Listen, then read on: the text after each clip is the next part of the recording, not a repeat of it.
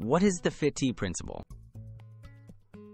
The FITT Principle is a guideline for designing effective fitness routines. The letters stand for frequency, intensity, time, and type. By adjusting each of these 4 factors, you can create a workout plan that matches your goals, fitness level, and preferences, while also helping to prevent injury and avoid plateaus. How does frequency impact fitness?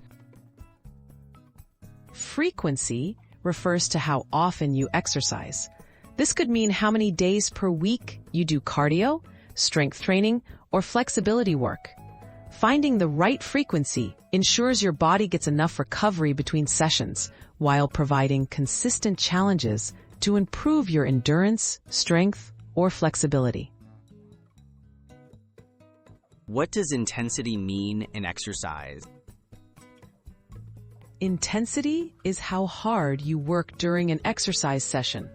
It can be measured by heart rate, weight lifted, speed, or simply how difficult the workout feels. Adjusting intensity helps you avoid overtraining and target the right level of challenge for building fitness safely and effectively. Why are time and type important? The time refers to the duration of each workout, while type is the specific kind of exercise you choose, like running, cycling, yoga, or weightlifting. Both factors affect your results. Varying time and type can help prevent boredom and ensure you work different muscle groups and fitness components. How can I use the FITT Principle?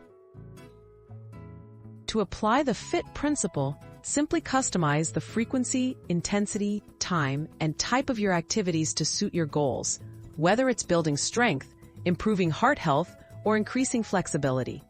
Adjusting any of these elements can boost your motivation and lead to better, safer fitness progress.